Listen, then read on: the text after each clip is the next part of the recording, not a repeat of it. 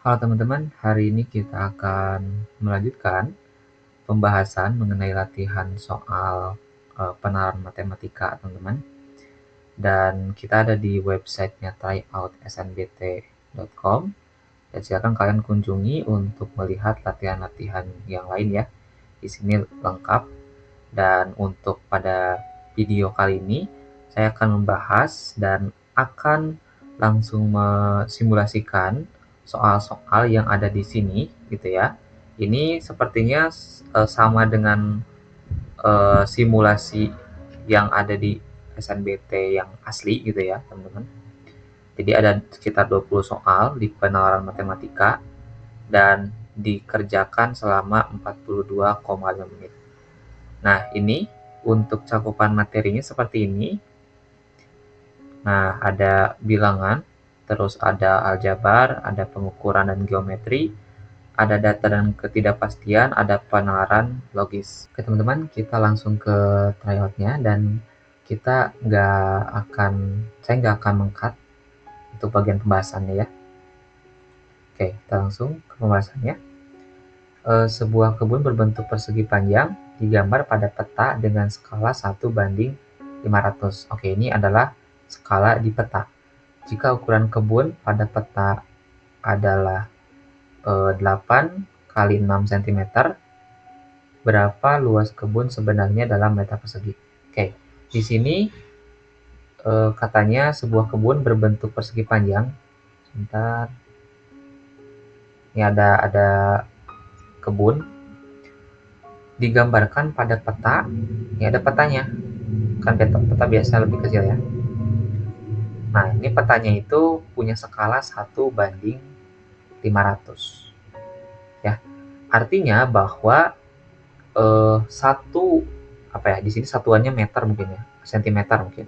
1 cm di peta itu sama aja dengan 500 cm di real life-nya atau di yang aslinya gitu ya. Nah, jika ukuran kebun pada peta adalah 8 cm kali 6 cm ukuran kebunnya di petanya, berapa luas kebun yang sebenarnya? Oke, kalau ukurannya 8 kali 6 berarti panjangnya 8 cm ya di petanya, 8 cm dan 6 cm di peta. Berarti artinya panjang kebun yang sesungguhnya adalah 1:500. Ingat yang atas ini adalah skala di peta dan 500 ini adalah yang sebenarnya. Berarti sama dengan berapa? Skala petanya 8 banding yang sebenarnya. Misalkan panjang ya, P. Tinggal kali silang aja, P kali 1, P, dan 500 kali 8, 4000 ya. Ya, 4000 cm atau 4 meter. Nah, sekarang kita lihat ya, 1:500 untuk yang lebar gitu ya. Jadi ini sama aja 1:500 sama dengan berapa? 6 banding P. Jadi P-nya adalah 500 kali 6, 3000 ya. 3000 atau 3000 cm atau 3 meter. Nah, jadi luas kebunnya itu keduanya adalah P dikali L sama dengan berapa? Panjangnya 4 meter dan lebarnya adalah ini L ya, 3 meter sama dengan 12 meter. Nah, di sini nggak ada teman-teman. Mungkin ada kesalahan di bagian skala petanya. Di sini mungkin harusnya 5000 ya atau 50.000. Jadi ini harusnya ada nih. Jadi mungkin ini ada kesalahan soal, tapi nggak apa-apa. Saya mungkin jawabnya yang ini. Selanjutnya, berapakah harga 5 kg mangga? Pernyataan pertama, putuskan apakah pernyataan 1 dan 2 cukup untuk menjawab pertanyaan tersebut. Pernyataan pertama, harga 3 kg mangga dan 2 apel adalah 85.000. Oke, di pernyataan pertama diketahui bahwa 3 M atau mangga ditambah 2 apel itu sama dengan 85.000. Nah, di pernyataan kedua itu 1 apelnya atau M-nya, 1 M itu sama dengan 20.000. Nah, kira-kira mana nih yang cukup untuk menjawab berapa sih 5 kilogram mangga ya harganya? Yang mungkin menjawab itu adalah yang pernyataan kedua. Kenapa? Karena kita udah tahu persatuan mangganya berapa. Karena satu kilogram 1 kilogram apa ya? Sorry, ini apa nih harusnya? Oh, berarti nggak cukup ya. Yang dua nggak cukup. Kenapa? Karena kita cuma dikasih informasi apelnya aja, harga apel. Nah, sedangkan yang satu juga kita nggak tahu. Karena kita cuma tahu penjumlahan dari saat kita membeli 3 kilogram mangga dan 2 kilogram apel itu jumlahnya 85.000. Nah, yang benar adalah ketika dua-duanya digabung. Nah, berarti kita punya dua informasi kalau dua-duanya digabung. Yang pertama, penjumlahan dari 3 kilogram mangga dan 2 kilogram apel 85.000 dan satu apelnya atau 1 kilogram apel itu adalah 20.000. Nah, kalau kita masukin ke sini ke persamaan 1, maka 3 mangga ditambah 2 apel berarti 2 kilogram apel. 2 kilogram apel itu berarti 2 dikali 20.000 ya. Sama dengan 85.000. 3 mangga sama dengan 40.000 pindah ke kanan. 85 40.000 sama dengan berapa nih? 45 ya, 45.000. Sebenarnya nggak perlu menghitung terlalu dalam seperti ini teman-teman, jadi silakan kalian jawab aja apakah dua-duanya cukup atau enggak. Nggak usah sampai gini ya. Jadi satu mangganya adalah 45.000 dibagi 3 yaitu 15.000. Nah, karena satu mangganya udah tahu, maka 5 kg juga pasti tahu ya, karena satu mangganya 15.000 berarti 5 mangganya adalah 15.000 dikali 5 sama dengan 75 ya. Nah, berarti jawabannya dua-duanya itu bisa menjawab berapa harga 5 kg mangga. Tapi kalau misalkan kita ambil satu aja nggak cukup ya. Jadi dua pernyataan bersama-sama cukup, tetapi satu saja tidak cukup ya. Oke, kita lanjut. Modal sebesar 1 juta diinvestasikan dengan bunga majemuk 10% per tahun. Berapakah jumlah uang setelah 2 tahun? Oke. Sebentar. Ini ada modalnya, teman-teman. Per tahun. Jadi di tahun pertama ada bunga. Tahun pertama kita punya bunga majemuk 10%. Jadi bunga majemuk itu adalah bunga ganda ya. Jadi nanti bunganya itu dilihat dari apa ya? Total modal sebelumnya. Jadi nanti di tahun pertama kita punya 1 juta ditambah 1 juta tapi dikali 10%. 10% itu 10 per 100 ya. Jadinya 1 juta ditambah 1 juta dibagi 10 sama dengan 100.000.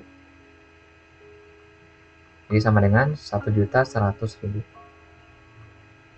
1 juta 100 1, 2, 3, 4, 5, 6. Oke. Nah, setelah 2 tahun, maka kalian perlu juga menghitung bunga majemuknya. Berarti tahun kedua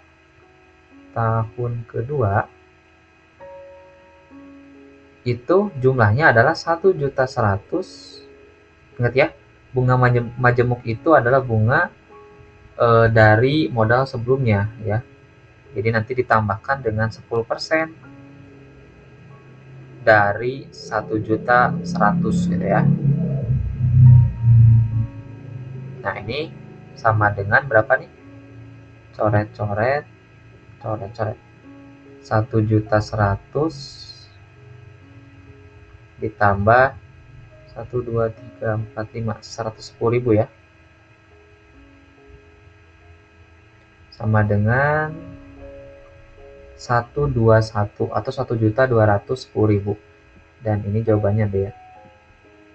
Nah, ada juga yang namanya bunga tunggal. Nah, kalau bunga tunggal itu biasanya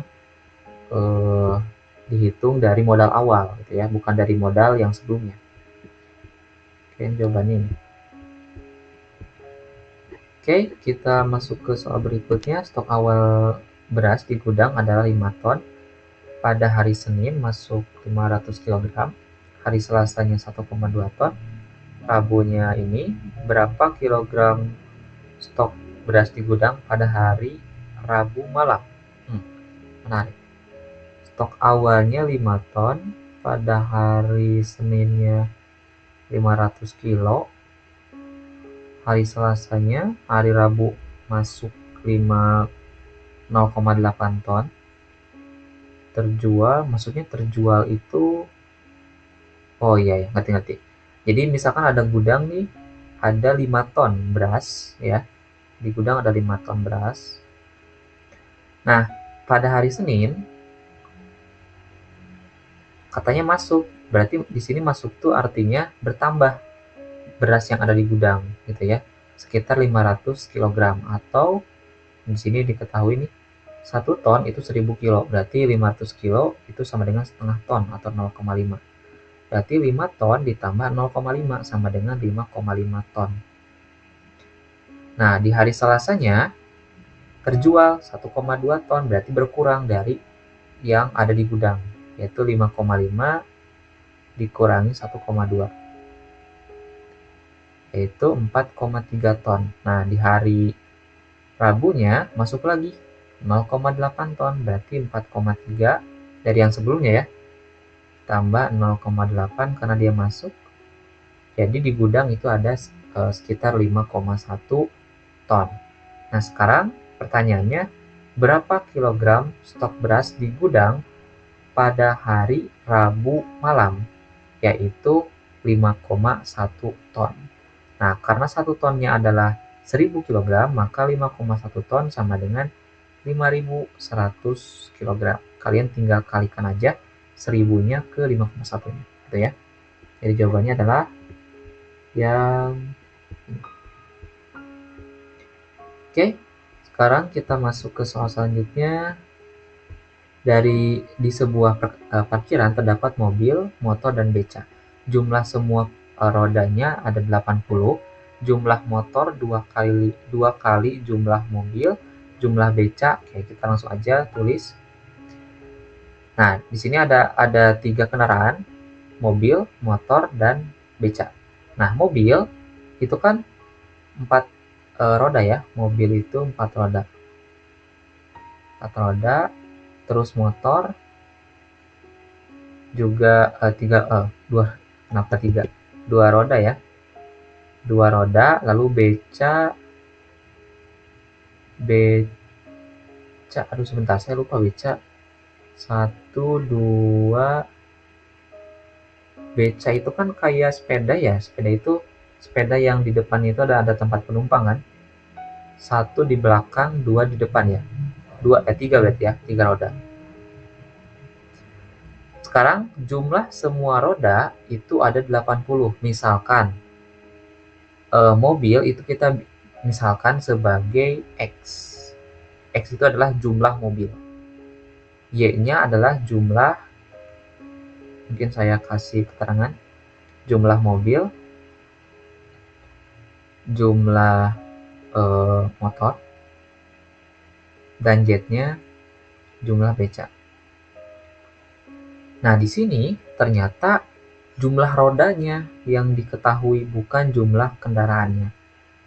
Nah, terus di pernyataan selanjutnya jumlah motor 2 kali jumlah mobil. Berarti motor itu kan Y ya.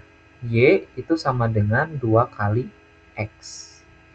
Jumlah beca di setengah dari jumlah motor.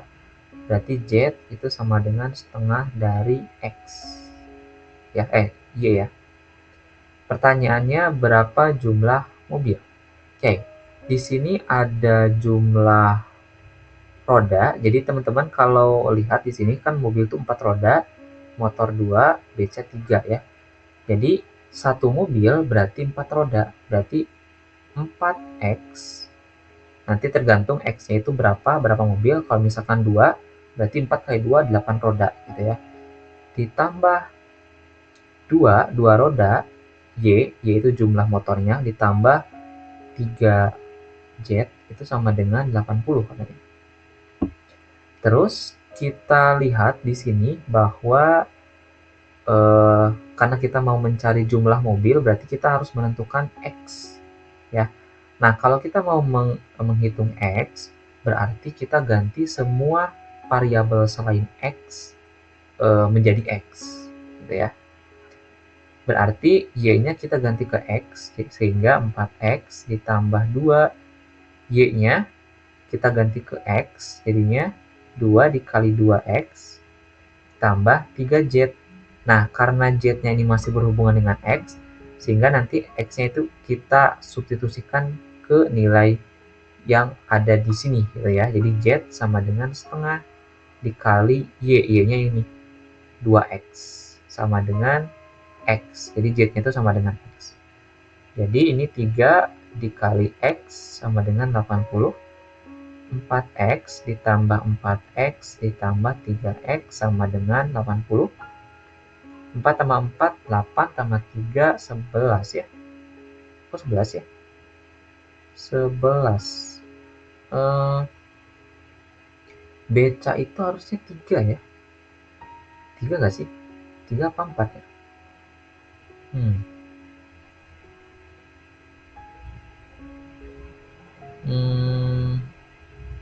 Saya lupa ya, beca itu berapa roda? Sebentar.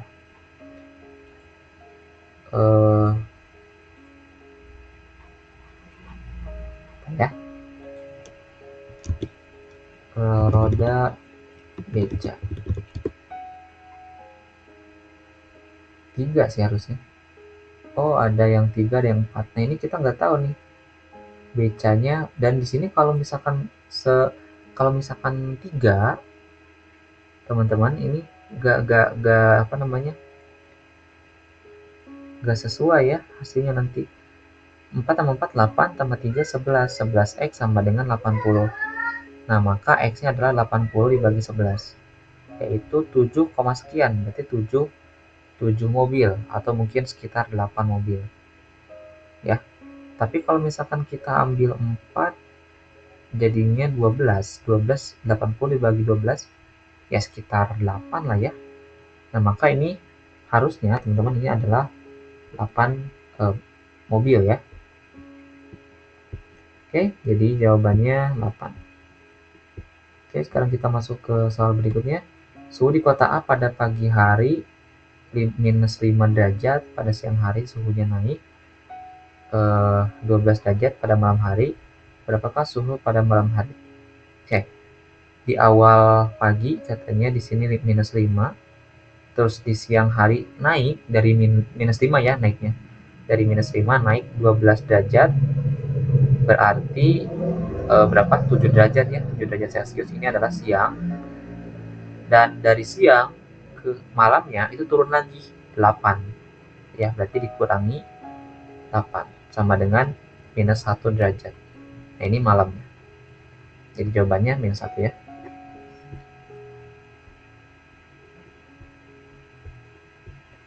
Oke, kita lanjut ke pertanyaan berikutnya.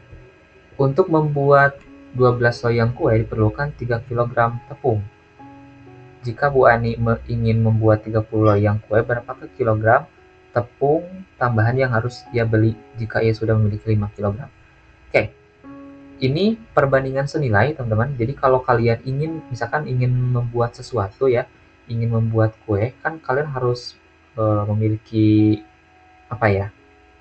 Ya, ini dalam hal ini tepungnya gitu ya. Jadi kalau misalkan kalian membuat kue lebih banyak, berarti logikanya tepung yang dibutuhkan juga lebih banyak kan. Nah, maka kita menggunakan konsep perbandingan senilai. Jadi untuk membuat 12 loyang kue kita perlu 3 kg, berarti 3 kg 3 kg untuk 12 kue. Nah, kalau Ani ingin membuat 30 kue, berapa kilogram tepung tambahan yang harus ia beli jika ia sudah punya 5 kilogram. Jadi di awal kondisinya dia udah punya 5 kilogram. Berarti nanti 5 ditambah tambahan dari tepungnya gitu ya. Misalkan X, kita nggak tahu tambahnya berapa. Nah, maka kalian bisa menggunakan perbandingan senilai karena tadi ya kasusnya semakin banyak semakin banyak tepungnya, maka kuenya juga akan semakin banyak gitu ya. Berarti ini kita menggunakan perbandingan senilai, rumusnya adalah ini bagi yang bawah, 3 bagi 5 plus X sama dengan 12 bagi 30 gitu ya. Kali silang, 30 kali 3 90, 12 kali 5 60, 12 kali X 12X, jadinya 90 kurang 60 30, jadi X nya adalah 30 dibagi 12, berapa nih? 2,5 ya. Jadi jawabannya adalah ini. Oke, kita lanjut. Sebentar. Pada sebuah segitiga ABC, apakah AB lebih besar dari BC? Kita gambar dulu segitiganya. Ini A, ini B, ini C. Nah, pernyataannya gini. Sudut C itu sama dengan 70 derajat. Ya, C itu di sini. Nah, kalau sudut C-nya 70 derajat, berarti sisanya itu adalah totalnya ya. Sudut A ditambah B itu adalah 180 dikurangi sudut C. Nah, totalnya 110. Ada kemungkinan nggak AB lebih besar dari BC? Ya, AB itu yang sebelah sini. Ini AB, ini BC. Ya, AB itu sisi yang ada di hadapan sudut 70 derajat. Ada kemungkinan, misalkan AB-nya berapa? Misalkan berapa ya? Misalkan 5 cm mungkin ya. Nah, terus di BC-nya bisa jadi 4 cm. Kenapa? Karena sudutnya, bisa jadi bisa jadi 4 cm ya. Berarti kan 5 lebih besar daripada 4 kan. Berarti artinya sudut A-nya itu lebih kecil daripada 70. Dan kalau kalian lihat, 110 kan bisa jadi 20 tambah 90, 30 ditambah berapa? 80. Nah, kalau lebih kecil dari 70 kan bisa jadi ini 30 derajat kan. Nah, maka ada kemungkinan kalau AB lebih besar daripada BC. Tapi ada kemungkinan lain yang membuat AB kurang dari BC. Kita lihat, kalau misalkan sudut A-nya 80 atau 100 ya, 100 derajat. Nah, otomatis sisi yang di hadapannya juga akan semakin panjang daripada yang lain. Gitu. Jadi sebenarnya sudut itu menentukan panjangnya, teman-teman. Jadi semakin besar panjangnya, sudutnya, maka panjangnya juga akan semakin panjang, besar ya. Nah, ini 70 derajat, ini 100 derajat. Berarti kan lebih panjang yang 100 derajat kan? Jadi 6 cm. Nah, artinya bahwa 5 itu kurang dari 6, bukan lebih besar daripada 6. Nah, maka yang 1 itu tidak cukup menjawab. Sekarang yang A. Yang A juga pasti konsep tidak cukup, karena dia cuma 1 yang diketahui. Tapi kalau akumulasi dua-duanya, apakah bisa menentukan AB lebih besar daripada BC? Bisa. Ya, kita lihat. Kalau C-nya 70 derajat, terus sudut A-nya 50 derajat, berarti apa artinya? Berarti sudut B-nya ya 50 ditambah berapa yang hasilnya 110? 60 ya. Nah, berarti sudut B-nya adalah 60. Dan artinya bahwa sudut A adalah sudut yang paling kecil. Dan artinya juga bahwa sisinya juga yang paling kecil. Nah, misalkan ini 3 cm. Artinya bahwa AB lebih besar ya daripada BC. Kalau dua-duanya diketahui gitu ya. Jadi dua-duanya cukup, tapi salah satu tidak cukup.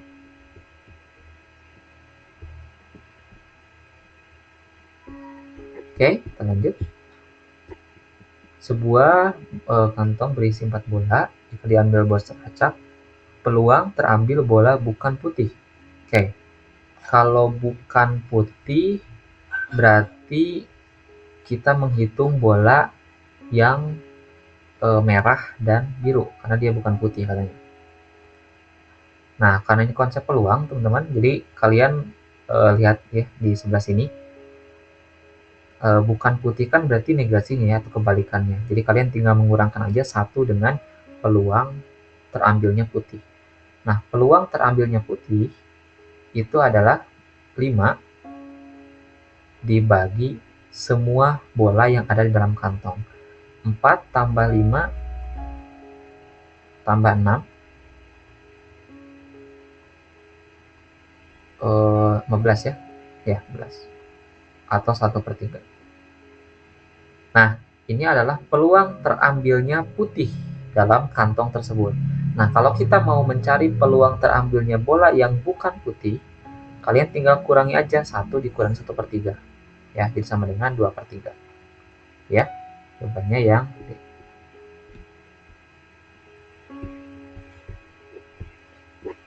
Oke, kita lanjut. 5 tahun yang lalu usia ayah adalah 4 kali usia anaknya. Oke, misalkan ayah dan anak ya. Ini dua-duanya menginisialkan A ya. Misalkan pakai X aja lah ya. X adalah usia ayah saat ini. Saat ini ya. Saat ini. Dan Y adalah usia anak saat ini. Yang ditanyakan apa? Yang ditanyakan adalah usia anak saat ini. Berarti Y-nya yang ditanyakan. Nah, oke, kita lanjut ke pertanyaan. 5 tahun yang lalu berarti X dikurangi 5 tahun usia ayah saat ini kita kurangi dengan 5 karena dia 5 tahun yang lalu. X dikurangi 5 ya, usia ayah sama dengan 4 kali usia anaknya, sama dengan 4 kali usia anaknya pada 5 tahun ke belakang gitu ya, atau pada 5 tahun yang lalu. Jadi Y ya, Y dikurangi 5. Nah, saat ini si X dan Y-nya ketika dijumlahkan katanya 55 gitu. Jadi X tambah Y sama dengan 55. Pertanyaan berapakah Y-nya? Oke, kita langsung jawab. 4 dikali Y 4Y. 4 kali 5 itu minus 20. Terus kita gabungin aja X dan Y-nya. X dikurangi 4Y, ya, lalu yang minus 5-nya kita pilihan ke kanan, jadinya plus. Plus 5 dikurangi minus 20 itu minus 15. Dapat nih seperti ini. Lalu kita gabung dengan persamaan yang jumlah ini, X plus Y. Nah, karena kita mau mencari nilai Y, berarti kita harus hilangkan X-nya, ya, yang ininya. Ya, ini karena sudah sama, teman-teman, variabel konstantanya atau koefisiennya, kita tinggal kurangi aja. Kurangi, X kurang X kan 0 ya. Terus, minus 4, Y dikurangi Y, itu sama dengan minus 5Y, sama dengan minus 15 dikurangi 55 ya. Berapa nih? 70. Ya, 70. Minus 70. Jadi Y-nya adalah minus 70 dibagi minus 5. Sama dengan berapa? 70 dibagi 5. 14 ya. Jadi 14 tahun nih pada saat ini usia anaknya. Ada ya, jawabannya adalah A. Oke, kita lanjut ke pertanyaan berikutnya. 9 sama dengan 8, 8 sama dengan 7, maka 4 sama dengan 3 ya. Ini gampang banget karena udah kelihatan. 9 itu kan angka setelah 8. 8 adalah angka setelah 7. Maka 4 adalah angka setelah 3 pasti. Oke, selanjutnya rata-rata tinggi 15 siswa pria 168 dan tinggi siswa wanita 160. Berapakah rata-rata tinggi gabungan? Oke, di sini ada rumus cepatnya teman-teman ya. Kalian tinggal kalikan aja jumlah siswa masing-masing siswa dengan rata-ratanya. Nanti kita bagi dengan jumlah keseluruhan siswanya. Jadi 15 kali 168 nanti dijumlahkan dengan 10 kali 160 nanti dibagi dengan keseluruhan siswanya, 15 ditambah 10 siswa.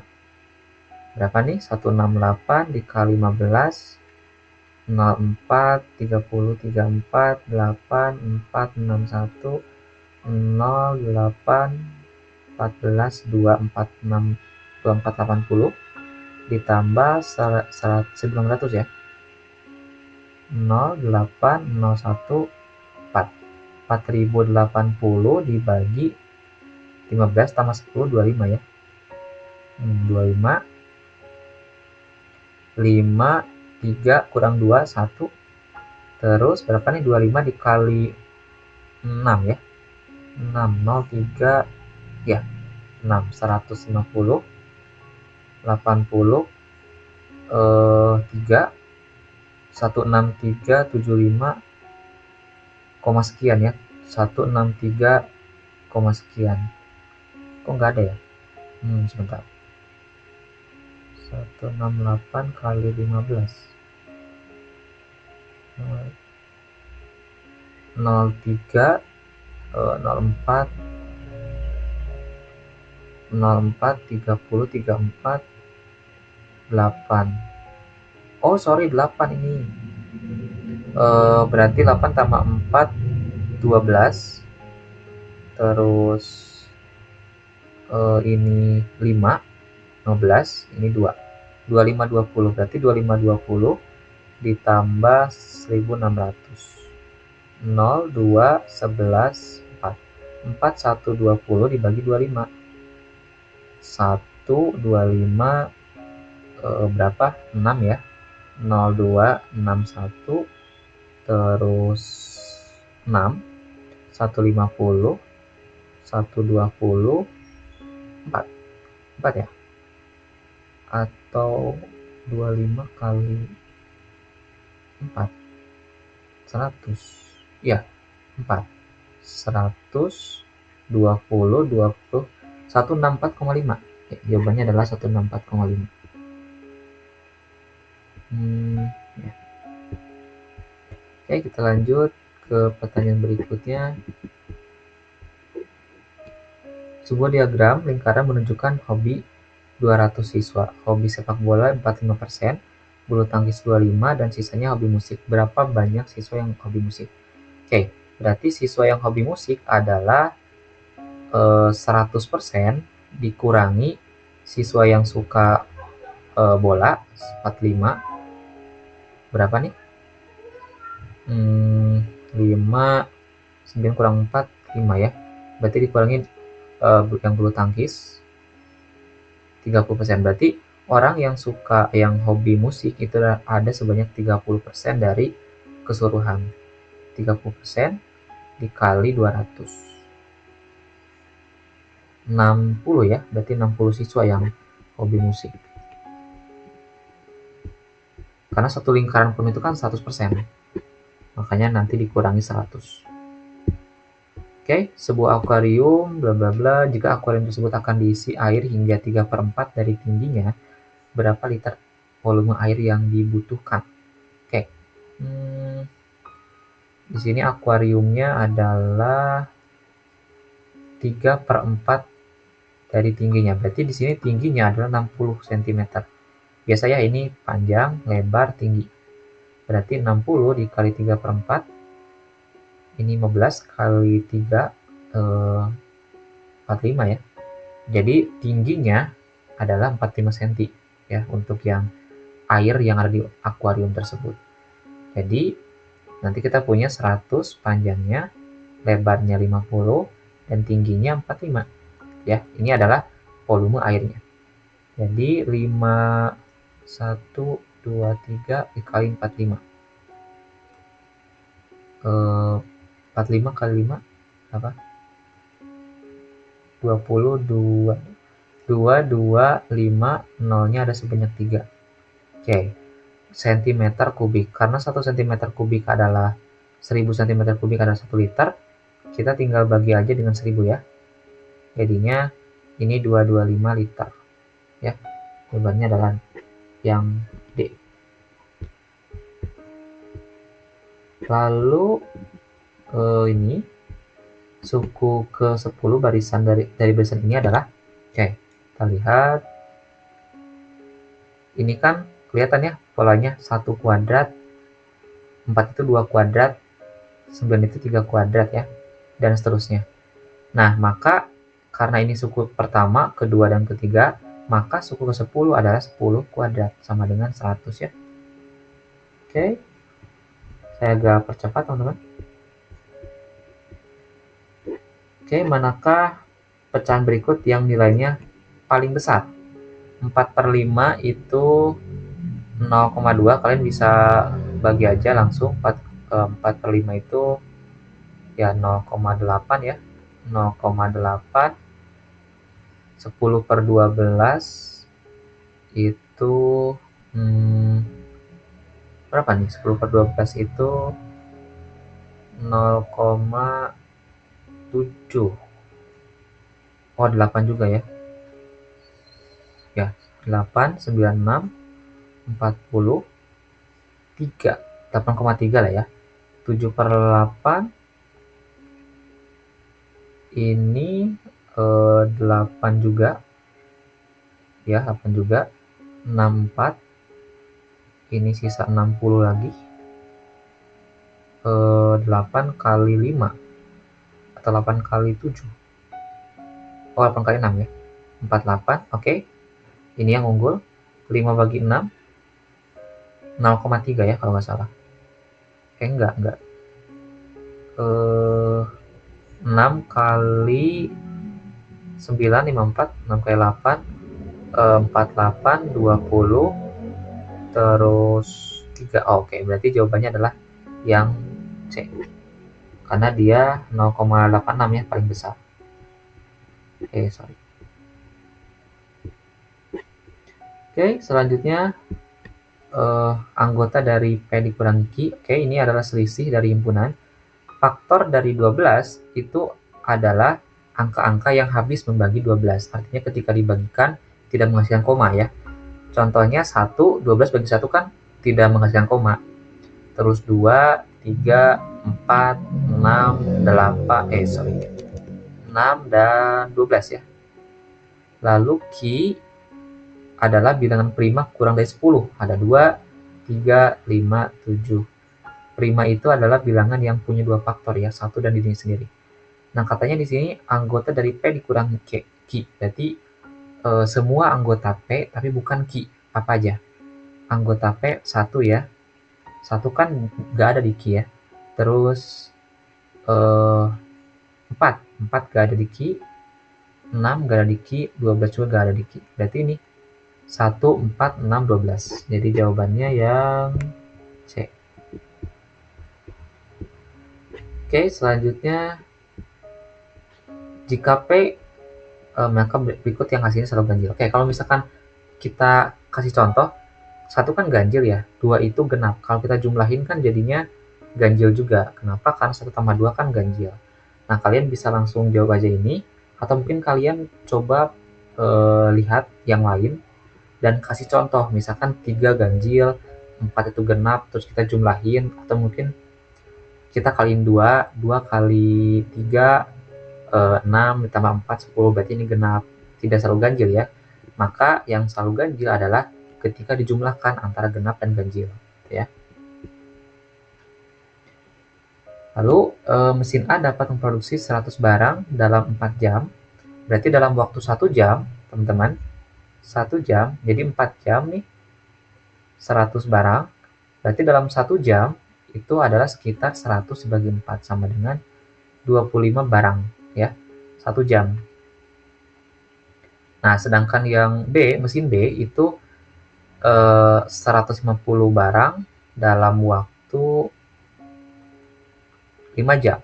Jadi satu barangnya itu adalah 30 ya, karena 150 bagi 5 kan 30. Nah, berarti jawabannya yang mana yang benar? Mesin A lebih cepat dari mesin B. Mesin A itu 25 barang dalam 1 jam, sedangkan mesin B 30 barang dalam 1 jam. Berarti lebih cepat mana? Lebih cepat yang B ya. salah. Dalam 1 jam, A memproduksi 30 barang. Yang A ini, yang B yang ini, A itu 25, bukan 30, berarti salah. Kedua mesin sama cepatnya, salah juga, karena yang satu 25, yang satu lagi 30. Berarti tentunya yang benar adalah yang terakhir ya. Oke, selanjutnya kita lihat, jika X adalah bilangan bulat positif dan Y bilangan bulat negatif, manakah dari ekspresi berikut yang nilainya pasti positif? Oke, kalau misalkan Y-nya negatif, ya, mungkin saya kasih contoh. Kalau Y-nya sama dengan minus 2, kan negatif ya. Terus X-nya katanya positif di sini, 1. Tapi kalian nggak bisa seperti ini ya. Nanti takutnya ada kesalahan persepsi. Ketika masukin ke persamaan A, yang ini, X dikurangi Y kuadrat, jadinya kan 1 dikurangi negatif 2 kuadrat sama dengan 1 dikurangi 4. Minus 3 ya, berarti negatif, bukan positif, berarti salah. X dikurangi Y, X dikurangi Y, X-nya 1, Y-nya minus 2. Kan jadinya positif ya. 1 tambah 2 sama dengan 3. Oke, sekarang Y dibagi X, Y dibagi X, Y-nya adalah berapa tadi? Minus 2, X-nya 1, tetap minus 2 ya, karena ada minusnya, salah. Terus yang perkalian juga salah, karena minus 2 dikali minus 1, kali 1, itu sama dengan minus 2, juga negatif. Berarti yang selalu positif adalah yang ini, yang B. Kalau mungkin untuk gampangnya teman-teman tinggal lihat aja. Ini kan Y itu negatif ya. Kalau negatif ketemu dengan negatif, pastinya akan menghasilkan nilai yang positif. Makanya ketika dijumlahkan dengan X yang dia juga berupa nilai bilangan bulat yang positif, maka ketika dijumlahkan, positif bilangan positif pasti positif. Gitu ya. Jawabannya adalah B. Oke, itu aja ya untuk pembahasannya. Dan kita selesai di pertanyaannya. Oke, di sini ada 3 pertanyaan, ada 3 jawaban yang salah teman-teman. Ini mungkin karena tadi mungkin yang beca tadi ya, saya nggak tahu tuh seperti apa. Oke, mungkin itu untuk video kali ini. Kalau ada pertanyaan, komentar, dan lain-lain, silahkan kalian cantumkan di kolom komentar.